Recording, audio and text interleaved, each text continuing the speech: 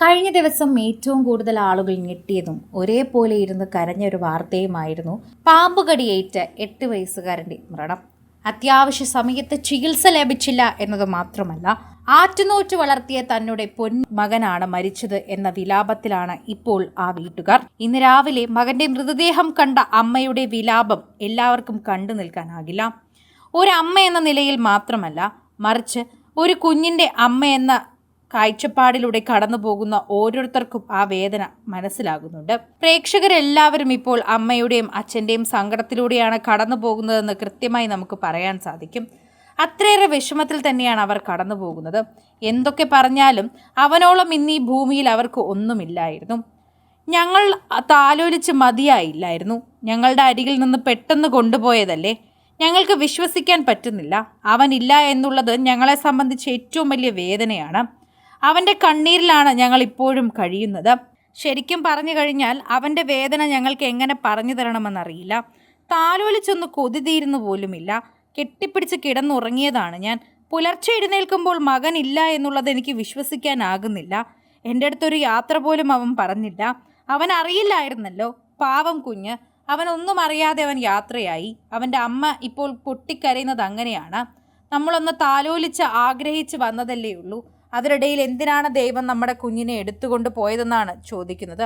അത്രമാത്രമാണ് പ്രേക്ഷകരെല്ലാവരും ആ ഒരു വാർത്തയെക്കുറിച്ച് പ്രതികരിക്കുന്നത്. എല്ലാവർക്കും അതൊരു ഞെട്ടലായിരുന്നു.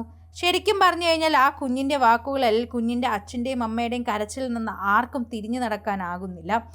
വീടിന് മുന്നിലെ ആഞ്ഞിലി മരച്ചുവട്ടിൽ ഇത്തിരി മുറ്റത്തൊരുക്കിയ 6 അടി മണ്ണിലേക്ക് വെള്ളത്തുണികൾ പൊതിഞ്ഞ ആ കുഞ്ഞു ശരീരം ഇറക്കി വെക്കുമ്പോൾ കണ്ടുനിന്നവരുടെ ചങ്കു തകരുകയായിരുന്നു. 8 വയസ്സുകാരൻ ദീക്ഷൽ എന്ന ദിച്ചു ഇനി ഒരിക്കലും ഉണരാത്ത ഉറക്കത്തിലാണ്. ഇപ്പോൾ ഒരു മൂർഖൻ പാമ്പിന്റെ രൂപത്തിലെത്തിയ മരണം ആ പിഞ്ചു കുഞ്ഞിന്റെ ജീവൻ തട്ടിയെടുത്തിരിക്കുന്നു. ചിറയൻകീഴ് അഴൂർ ക്ഷേത്രത്തിൽ വാർഡിലെ ആ ഇപ്പോൾ ഉള്ള ഒരു കണ്ണുനീർ കടലായി മാറുന്നു. മെഡിക്കൽ കോളേജ് ആശുപത്രിയിൽ പോസ്റ്റ്മോർട്ടത്തിന് 3 മണിയോടെയാണ് ദീക്ഷൽ ഓടിക്കളിച്ച മുറ്റത്തേക്ക് മൃതദേഹവും ചുവന്ന ആളുകൾ എത്തിയത്. സമീപത്ത് അവൻ്റെ ഏറ്റവും പ്രിയപ്പെട്ട സൈക്കിൾ അനാഥമായി കിടന്നു. ദിച്ചു, നീ പോയാടാ പൊന്നുമോനെ, എനിക്ക് കണ്ട് കൊതി തീർന്നില്ലല്ലോടാ.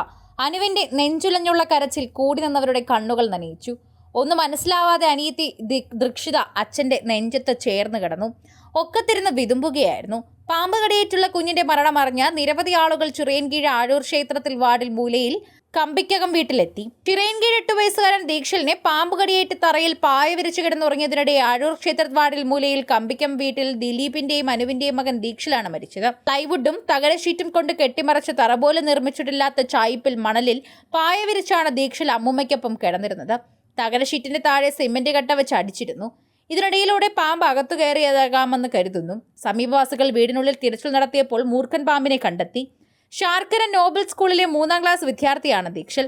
അലൂമിനിയം ഫാബ്രിക്കേഷൻ തൊഴിലാളിയാണ് അച്ഛൻ ദിലീപ്. അക്ഷയ സെന്ററിലെ ജീവനക്കാരിയാണ് അമ്മ. ഇവർക്ക് 5 വയസ്സുള്ള മറ്റൊരു മകൾ കൂടിയുണ്ട്.